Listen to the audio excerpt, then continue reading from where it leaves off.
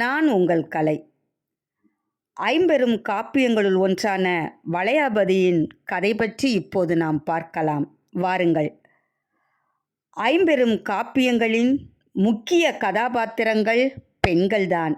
சிலம்பிலும் பெண், மணிமேகலையிலும் பெண், வளையாபதியிலும் பெண், சீவக சிந்தாமணியிலும் பெண், குண்டலகேசியிலும் பெண்தான்.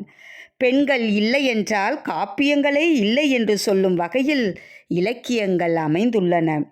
தேடப்படாத காவியங்கள் வரிசையில் வளையாபதி அமைந்துள்ளது. இது சுமார் 9ஆம் நூற்றாண்டை சார்ந்தது ஆகும். வளையாபதி காப்பியத்தில் 66 பாடல்கள் மட்டுமே நமக்கு கிடைத்துள்ளன. நூலாசிரியர் யார் என்று இன்றளவும் தெரியவில்லை.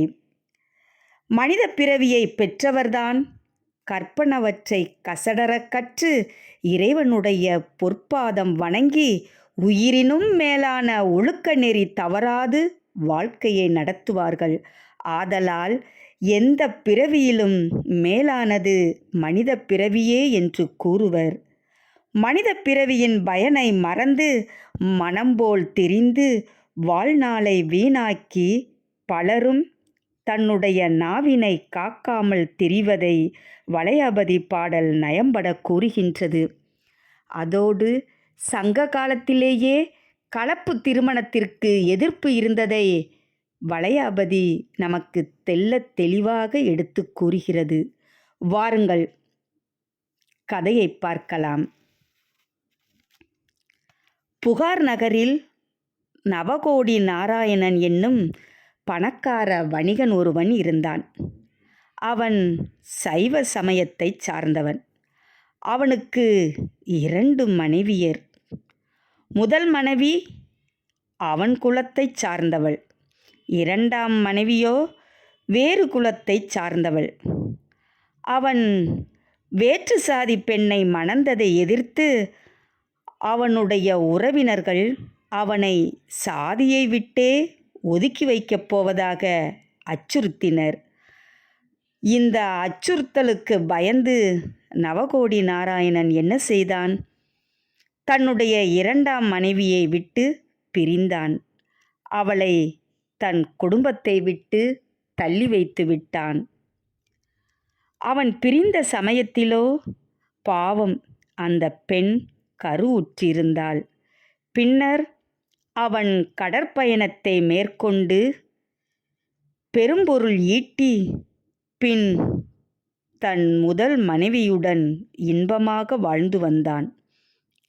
2ஆம் மனைவியோ தன்னுடைய துன்பம் நீங்க காளி தேவியை வழிபட்டு வந்தாள். சில மாதம் கழிந்தது. அவள் ஒரு மகனை பெற்றெடுத்தாள். அவனை நல்ல முறையில் வளர்த்து வந்தாள்.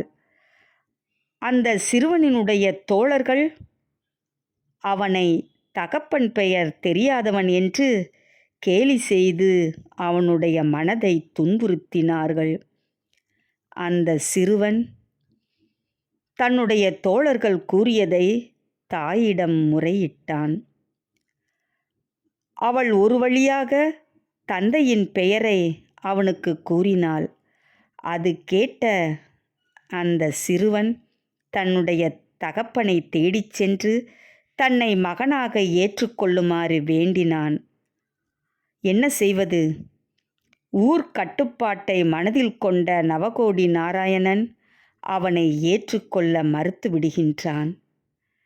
பின் அந்த பெண் காளியின் உதவியால் செட்டி சாதி பெரியவர்களிடம் தன்னுடைய கற்பின் உண்மையை நிலைநாட்டுகின்றாள்.